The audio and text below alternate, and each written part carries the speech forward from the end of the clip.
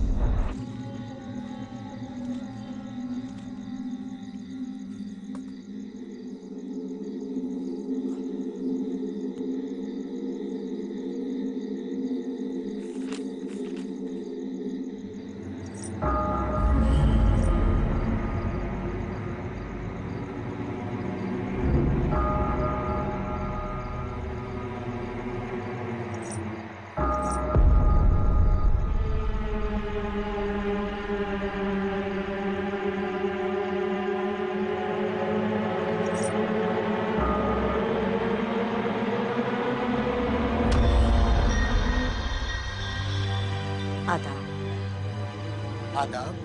लेकिन मोहतरमा, आपको यहाँ कब्रिस्तान में आना, वो भी इस समय? देखिए, बुरा मत मानना, नामंजूर है। कोई मसला है क्या आपका? हमें कब्र खुदवानी। अच्छा, आप नाम बताइए, मैं लिख देता हूँ। बेगम नूर बानो। इंतकाल किसका हुआ है? किसी का भी नहीं। हमें अपनी कब्र खुदवानी। देखिए, आपको अच्छी तरह से पता होना चाहिए कि औरतों का कब्रिस्तान में आना सख्त मना होता है। औरत और मौलवी साहब भी सवेरे आएंगे। हमें कब्र खुदवानी इसी वक्त, हमारे शौहर की कब्र के साथ। खाला, मैं आपकी कोई मदद नहीं कर सकता। कल सवेरे आ जाना, मौलवी साहब आ जाएंगे, उनसे आप दरख्वास्त कर देना। हमें सब कुछ अभी चाहिए। हमें अपने शौहर के पास जाना है। जाइए यहाँ से। अरे जाओ।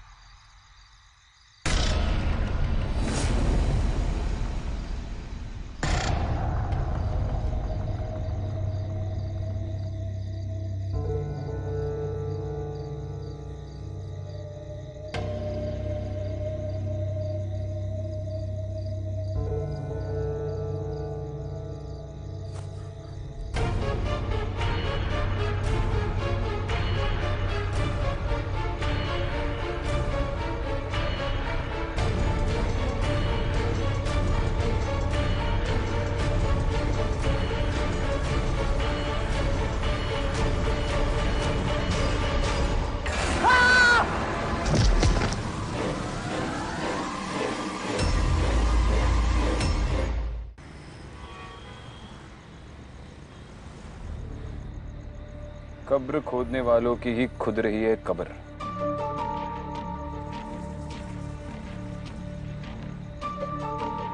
कब्रिस्तान में कब्र खोदने वाले को कोई क्यों मारेगा, वो भी इतनी बेरहमी से। तुमने गौर किया?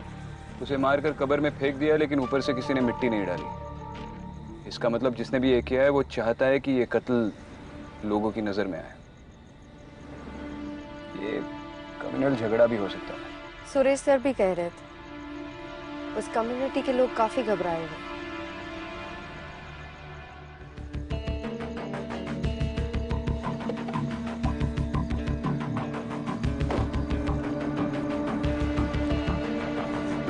सर, मैं इकबाल खान। लोकेशन कहाँ है? सर आइए।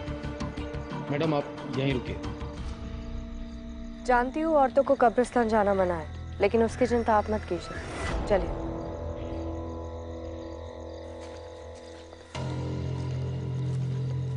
सर यही जगह है।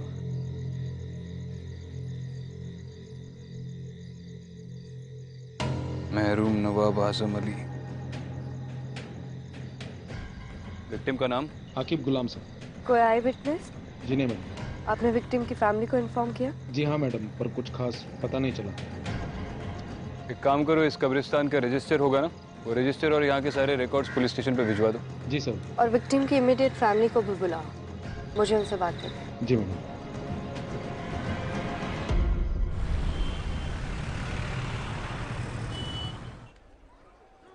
माफ कीजिए, आपसे कुछ सवाल पूछने थे, इसीलिए अभी आपको तकलीफ दी। आप ठीक तो है? अब कुछ ठीक नहीं हो सकता। एक बेटी है हमारी, हर वक्त पूछती रहती है अब्बू कहाँ, अब्बू कब आएंगे। मना किया था हमने, कब्रिस्तान का काम मत करो, कोई और नौकरी भी तो ढूंढ सकते हो। कहते थे खुदा का दिया वक्त हमें, ठुकराते नहीं। आकिब ने कब्रिस्तान की नौकरी कब से शुरू की? 3-4 हफ्ते पहले। और इन 3-4 हफ्तों के दौरान आपकी उससे कितनी बार बात हुई होगी? 1-2 बार बात हुई थी, पूछने पे बोलते थे सब सलामत, पर नहीं। हम जानते उनकी आवाज में एक अजीब सी घबराहट थी। सब कहते हैं उस कब्रिस्तान में शैतान का साया, ये सब उसी का किया हुआ है। ठीक है, आप जा सकती हैं, अगर दोबारा जरूरत पड़ी तो बुलाएंगे।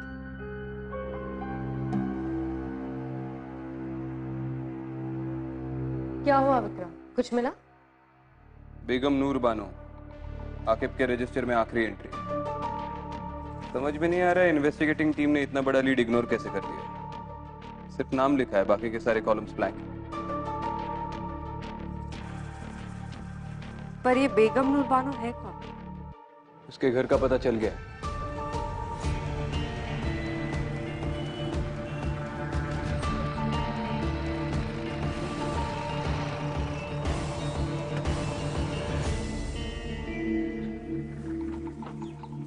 रुको यहीं पे।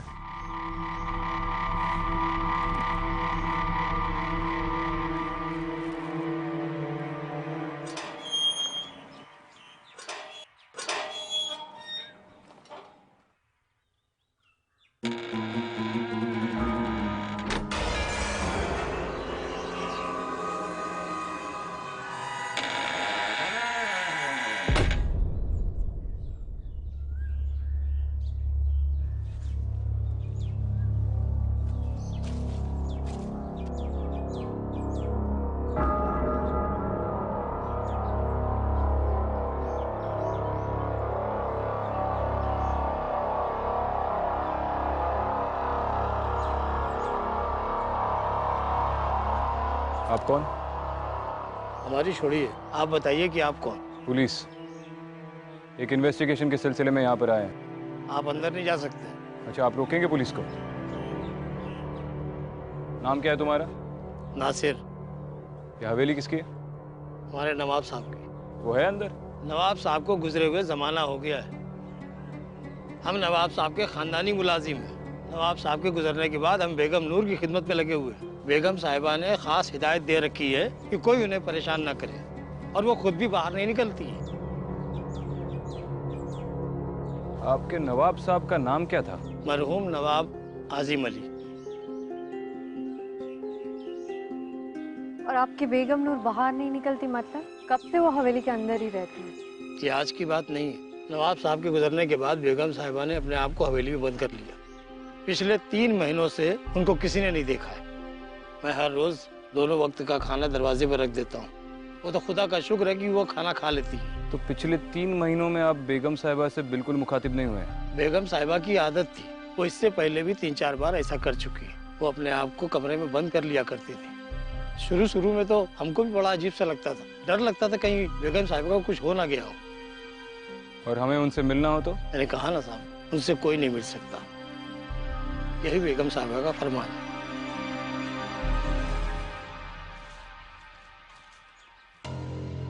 मरहूम नवाब आजिम अली, कुछ याद आया?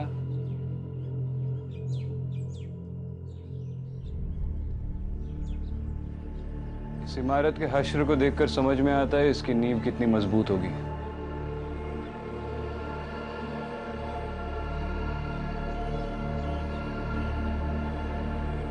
क्या कर रहे हो इकरा? भूख लगी है?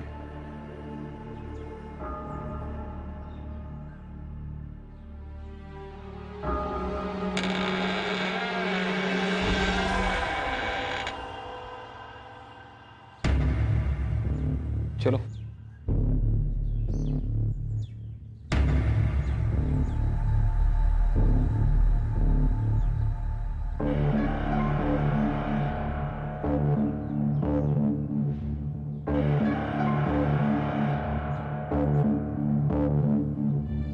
बहुत बड़ी हवेली है, एक जमाने में काफी शानदार रही होगी। इसकी हालत देखकर लगता नहीं है यहाँ पर कोई रहता होगा।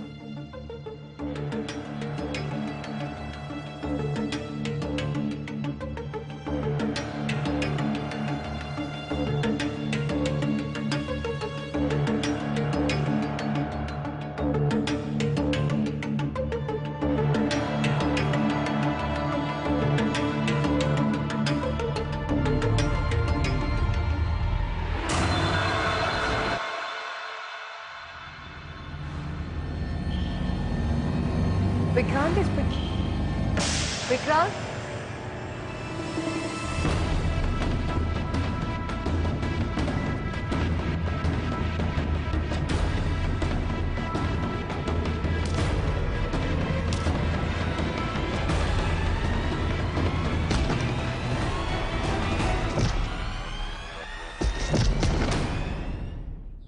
छोड़ दिया साहब, छोड़ दिया साहब। क्यों बे? सिर्फ खाना चुराने आया था और भी कोई प्लान था तेरा? और हमको देखकर भाग गया? नहीं साहब, मैं चोरी नहीं कर रहा हूँ साहब। तो ये खाना क्या बेगम ने तुझे खैरात में दिया? हाँ? नहीं साहब, ऐसी बात नहीं है साहब। पहले ये सामान सब अंदर जाता था और अभी कुछ ही दिनों से देख रहा हूँ कि ये सब बाहर ही रखा रहता है, तो इसलिए मैं ही उठा लेता हूँ साहब। सच बोल रहे तू? हाँ हाँ साहब, सच बोल रहा है? हाँ सच बोल रहा हूँ साहब।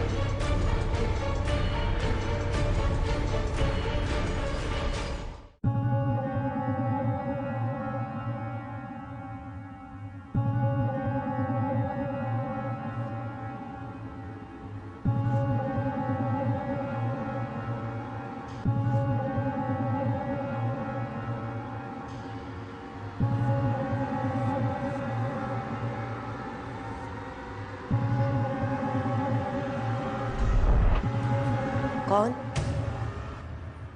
कौन है वहां?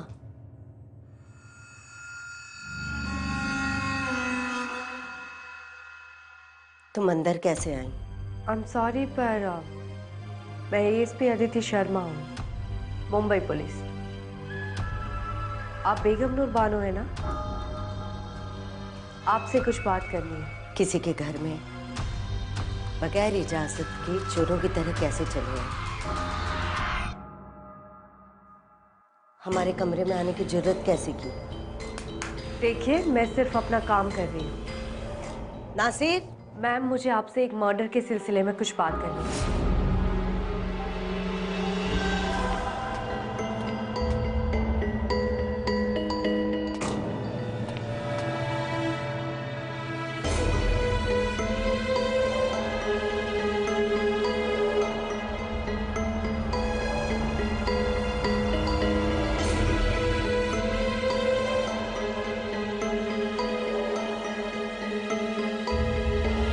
हमें अपने शौहर के पास जाना। शौहर?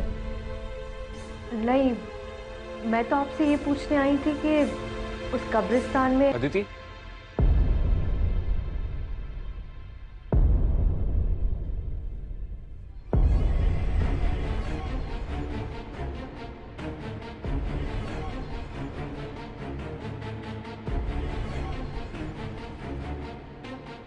चलो।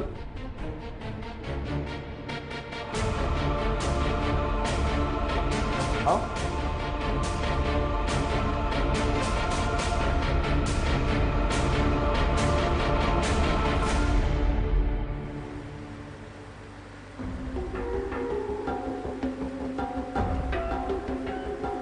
तुम ठीक हो?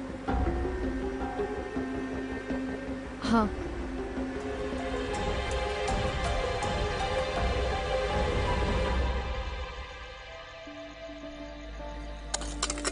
क्या जिंदगी है यार, रोज रोज एक ही काम।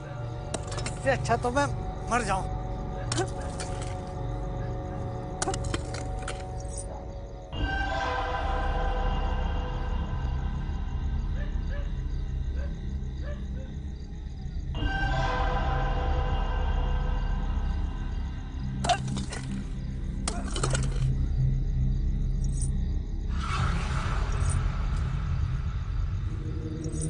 कौन है?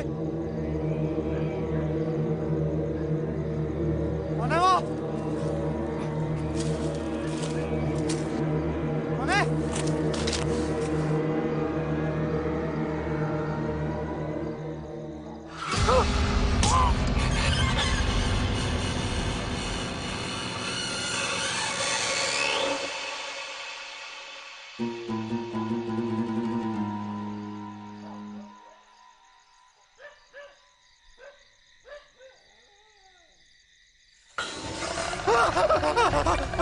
मुझे माफ कर दो, मुझे माफ कर दो। हमें अपने शौहर के पास जाना है। यासिर, बचाओ। हमें अपने शौहर के पास जाना है। यासिर, यासिर बचाओ, यासिर बचाओ, यासिर।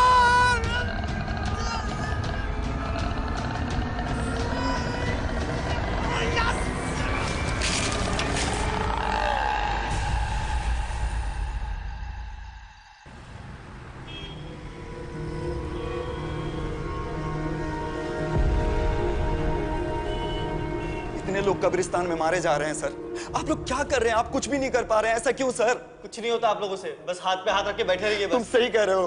अरे कांस्टेबल, इन्हें पानी पिलाओ, ठंडा करो इन्हें, गर्मी बहुत बढ़ गई है इनमें। क्या बात है, क्यों गला फाड़ रहे हो? सब वो शाकिब मेरा भाई था। आगे बोलो।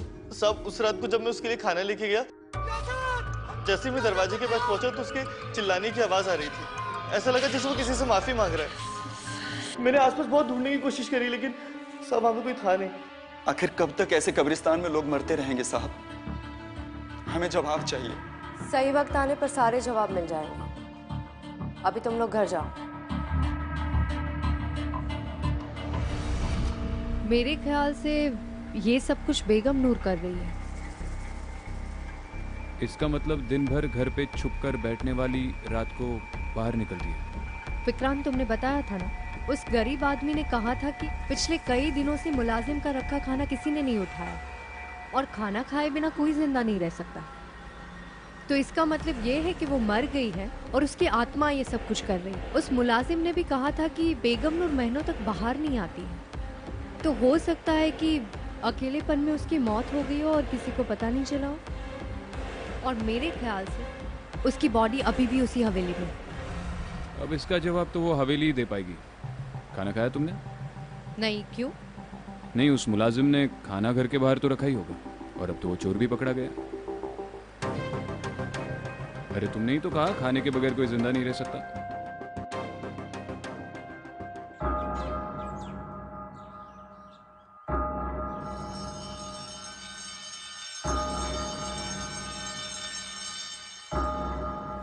आइडियली इंसान की लाश 4 दिन के बाद सड़ना शुरू हो जाती है, लेकिन ताज्जुब की बात यह है कि इस हवेली में बदबू बिल्कुल नहीं आ रही। अगर उसकी लाश पिछले 3 महीनों से यहाँ पर पड़ी हुई है तो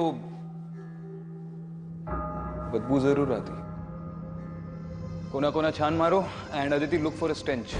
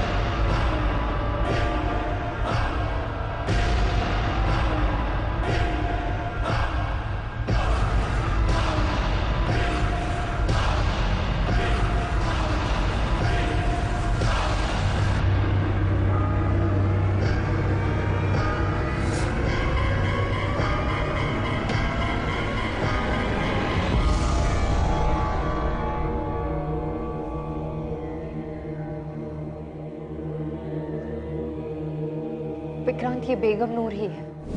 उसके गले में जो हार है उसे मैंने उसकी हर तस्वीर में देखा है। उस दिन वो मुझसे अपने शौहर के बारे में कुछ पूछ रही थी। हमें अपने शौहर के पास जाना है। उसका शौहर वही है ना जिसकी कब्र हमने उस कब्रिस्तान में देखी थी, नवाब आजिम अली। विक्रांत, मुझे लगता है कि हम बेगम नूर की कब्र उसके शौहर की कब्र के पास बनाते तो शायद उसकी आत्मा को शांति मिल जाए और ये सब कुछ रुक जाए। शायद हाँ, शायद ना, लेकिन ये कंकाल पिछले 3 महीनों से यहाँ पर पड़ा हुआ है। यकीनन अब वक्त आ गया है कि उसे दफनाया जाए।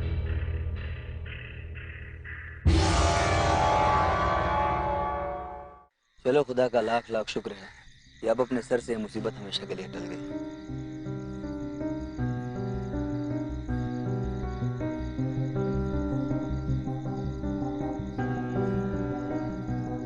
मुझे लगता है अब सब कुछ ठीक हो जाएगा। कम से कम देर से ही सही बेगम नूर की आत्मा को सही अंजाम तो मिला। अब शायद वो किसी को तंग नहीं करेगी। तो तुम्हें वाकई लगता है कि ये सब करने से उस शैतान का साया इस मुकद्दस जगह से हट चुका है?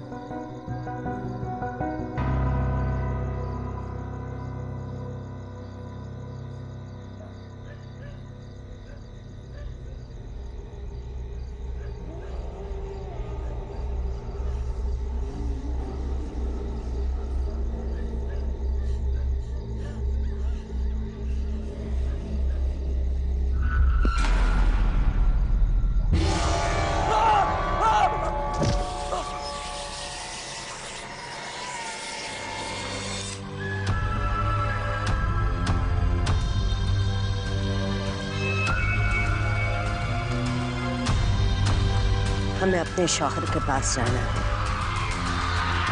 बेगम नूर बानो, नवाब आजिम अली, क्या लाइफ रही होगी इनकी एक जमाने में। मुझे तो दिलचस्पी इस बात की है कि अब इतनी बड़ी प्रॉपर्टी का क्या होगा। अब ना तो नवाब रहे ना ही बेगम साहिबा।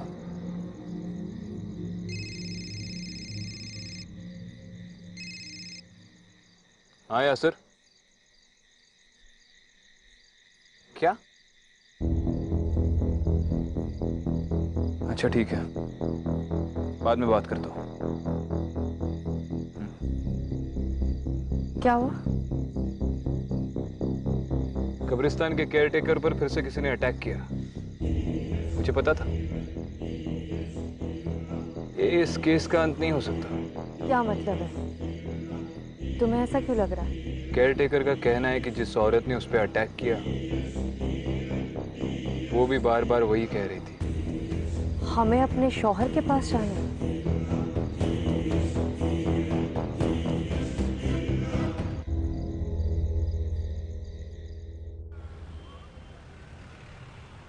नवाब साहब बहुत ही इज्जतदार आदमी थे। लोगों का उनसे बहुत लगाव था। उनकी मौत कैसे हुई? तकरीबन 15 साल पहले उनके घर वालों ने उनकी गायब होने की रिपोर्ट लिखवाई थी। गायब होने की? वो गायब कैसे हुए थे? वो जंगल से गुजर रहे थे, तभी उनके साथ कोई हादसा हुआ और उसके बाद वो घर लौट कर नहीं आए। कैसा हादसा? वो तो कुछ पता नहीं चला। फिर हमने जंगल के अलावा आसपास के कब्रिस्तान और मुर्दाघरों में बॉडी ढूंढने की कोशिश की, लेकिन बॉडी नहीं मिली। बस उनके कपड़े और जूते मिले। ये नवाब साहब की किसी के साथ गांव में दुश्मनी या फिर पैसे या प्रॉपर्टी को लेकर कोई प्रॉब्लम्स थे? सर, दुश्मनी तो क्या होगी, वो तो अपना सब कुछ बेगम साहिबा ट्रस्ट के नाम ही करना चाहते थे। उनके मरने के बाद बेगम नूर ही उनकी ट्रस्ट चलाती थी और जो पैसा है वो उसी ट्रस्ट में है। उस ट्रस्ट का एड्रेस है आपके पास? जी सर, ये रहा।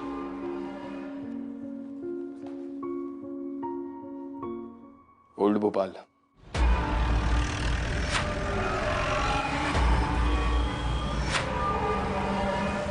बेगम साहिबा किसी फरिश्ते से कम नहीं थी।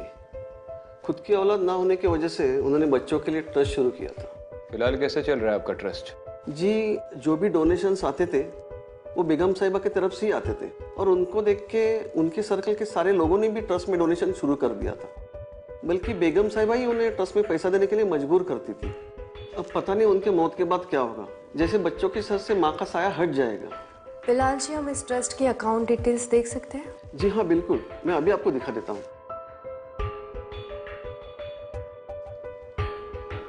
जी देखिए,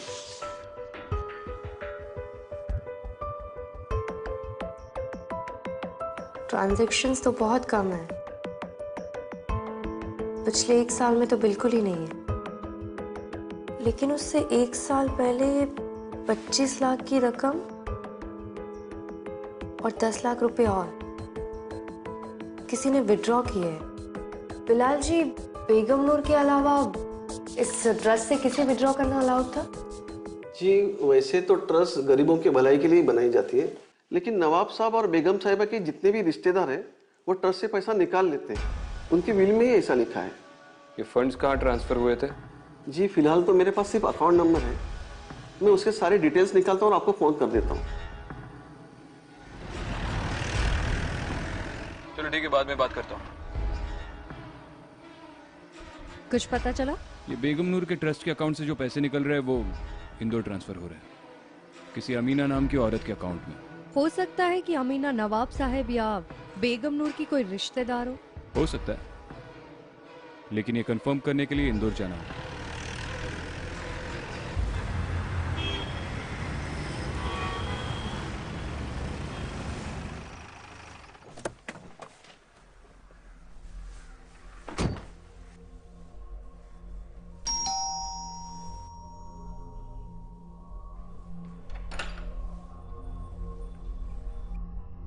जी बोलिए, आप कौन? आप अमीना? जी आप? मुंबई पुलिस, आपसे कुछ बात करनी है, अंदर आ सकते हैं? हम आपसे एक केस के सिलसिले में बात करने आए हैं। हाँ पूछिए, क्या पूछना है आपको? आप बेगम नूर बानो को जानती है? हाँ, नाम सुना है उनका। अच्छा, तो उनके ट्रस्ट से पहले 25 लाख और फिर 10 लाख, टोटल मिला के 35 लाख आपके अकाउंट में कैसे जमा हुए? अच्छा ठीक है, आप उनके शौहर नवाब आजिम अली को तो जानती होंगी? हाँ जानते हैं, वो मेरे अब्बू के काफी अच्छे दोस्त थे, हमारे घर काफी आया करते थे। कमाल है, तो फिर आप उनकी बीवी को नहीं जानती? दरअसल बात ये है कि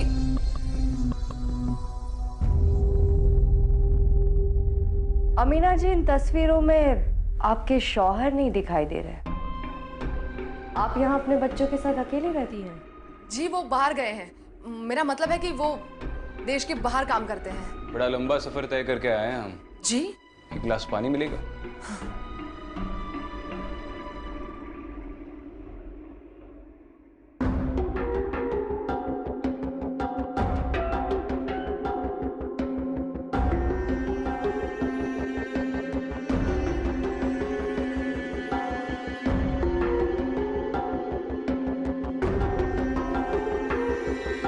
शुक्रिया। आपके शौहर का नाम क्या बताया आपने? जी आजिम शेख। उनकी कोई तस्वीर देख सकती हूँ मैं? आपके मोबाइल में तो होगी। हाँ।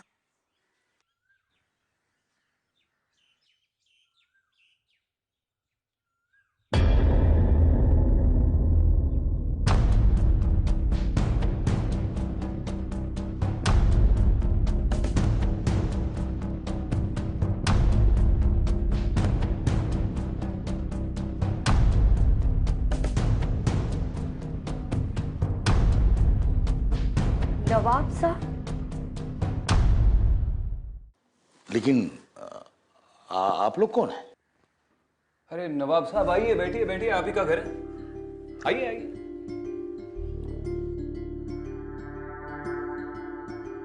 विक्रांत सिंह, मुंबई पुलिस।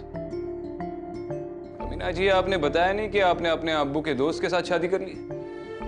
पुलिस को गुमराह करने का नतीजा जानती है आप? देखिए जनाब, आप जो भी हैं अपने वजूद में रहकर बात कीजिए। यहाँ इज्जतदार लोग रहते हैं। किस इज्जत की बात कर रहे हैं आप नवाब साहब? आपके भोपाल में तो आपके लोग आपकी कब्र खोदकर आपको दफना चुके हैं।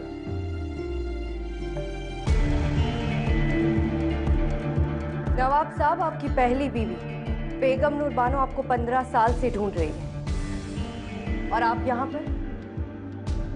शर्म नहीं आती आपको? जरा सी भी इंसानियत नहीं है? मोहतरमा, दायरे में रहकर बात कीजिए। हम अगर अपनी पुश्तैनी हवेली छोड़कर यहाँ रह रहे हैं तो उसके पीछे कोई वजह है। वो बांझ थी, आप उन्हें सच क्यों नहीं बता देते? बेगम आप चुप रहिए। माना कि नूर हमारी बेगम थी, लेकिन वो हमें कभी औलाद ना दे सकी। हम हमेशा उनकी औलाद से महरूम रहे। शायद इसी गम में वो पगला गई। हमने सोचा धीरे धीरे सब ठीक हो जाएगा, लेकिन नहीं हो सका। जब पानी हद से गुजर गया, जब बात हद से बढ़ गई, तब हमने यह रास्ता अख्तियार किया। माना कि वो हमें कभी तकलीफ नहीं देती, ना हम उन्हें कभी तलाक देते, ना वो हमसे कभी तलाक मांगती।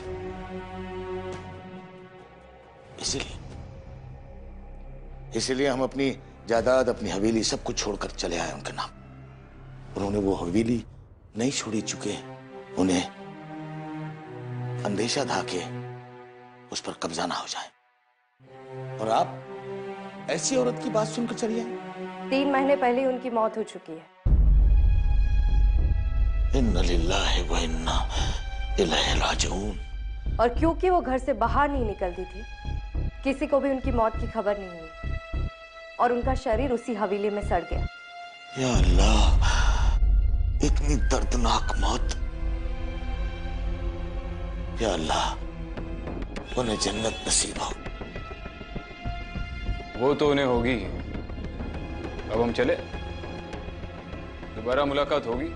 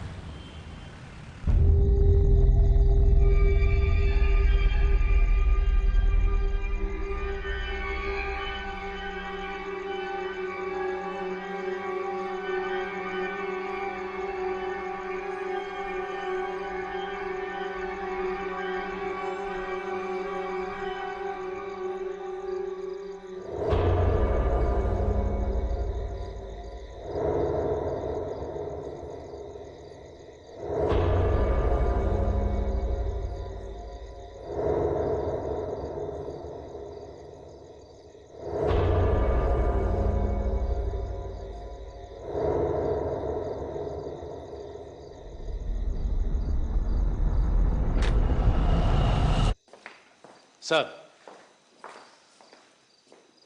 अभी अभी खबर आई है नवाब साहब भोपाल लौट आए हैं। उन्हें हवेली की ओर जाते हुए देखा गया सर।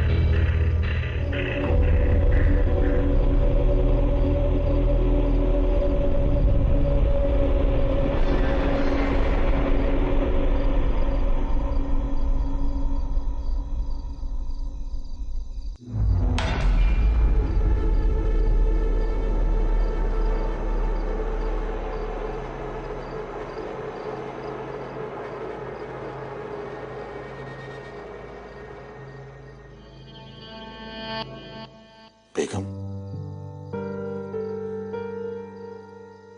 हम आपके कसूरवार हैं, गुनहगार हैं आपके। बखुदा, हमारा मकसद आपको तकलीफ देना नहीं था, लेकिन क्या करते, थक गए थे। हमने आपके साथ बहुत बुरा किया, हमें माफ कर दीजिएगा, माफ कर दीजिएगा।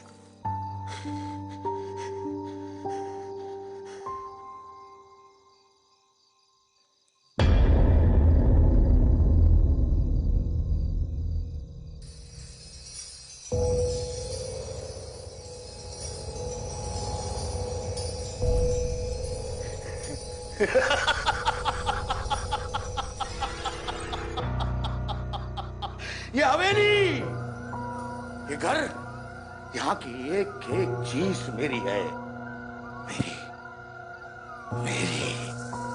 अजीब बेवकूफ औरत थी तुम। खुद को 15 साल इस हवेली में बंद रखा। अच्छा हुआ कि हमने तुम्हें छोड़ दिया, वरना तुम तो हमें भी अपने साथ पागल कर देती। बेगम नूर, अरे अगर मरना ही था तो 15 साल क्यों? हमें हमारे ही घर से दूर रखा।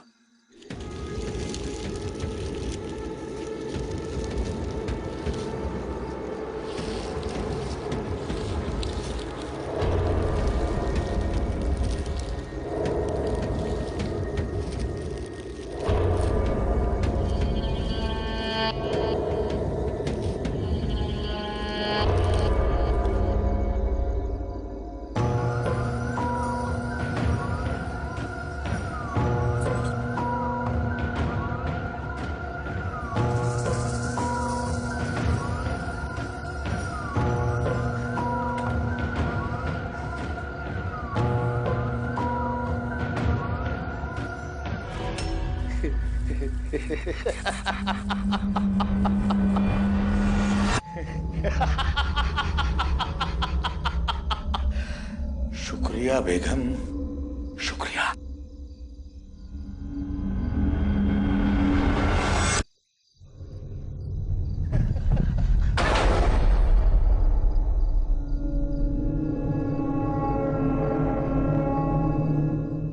दरवाजा खोलो, दरवाजा खोलो। नासिर, कहाँ जा रहे हैं आप?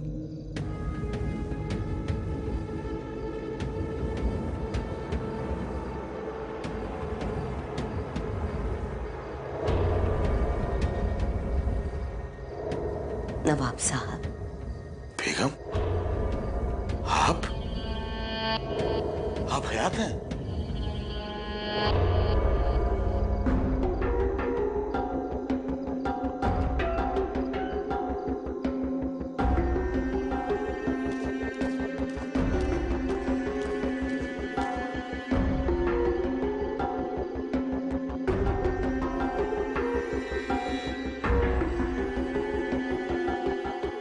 साल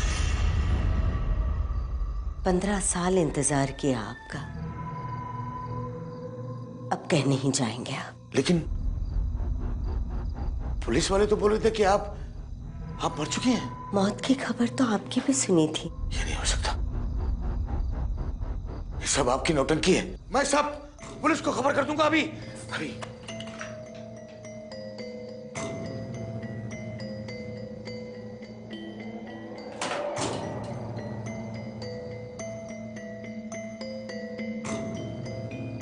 बेगम, हमें माफ कर दीजिए, हम आपको तकलीफ देना नहीं चाहते थे, हम आपके गुनहगार हैं। बहुत इंतजार करवाया आपने, अब कहीं नहीं जाने दूंगी।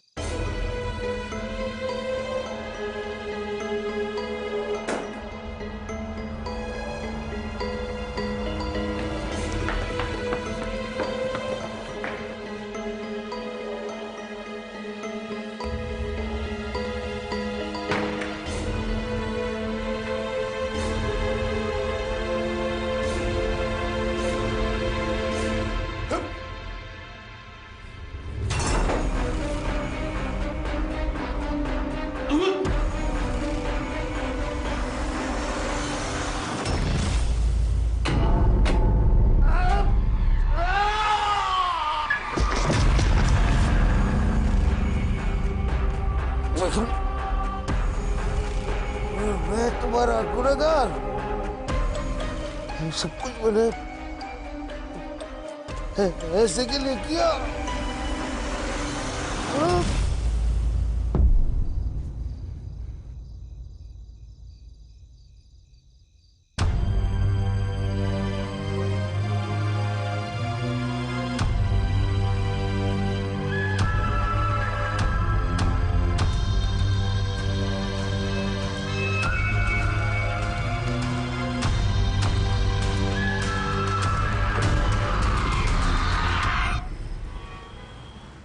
तुम्हारी अमीना से बात हुई?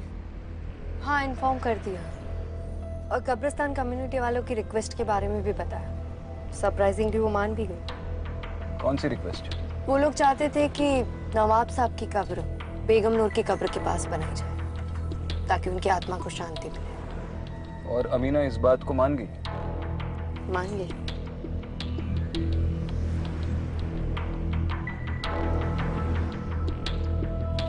क्या सोच रही हो? यही कि नवाब साहब का सच जानने के बाद मुझे नहीं लगता है कि बेगम नूर उनकी कब्र के पास रहना चाहती है। तुम्हारा ये बेगम नूर के साथ का रिश्ता मुझे ठीक नहीं लग रहा है। क्या मतलब है? तुम इंसानों के साथ रिश्ता क्यों नहीं रखती?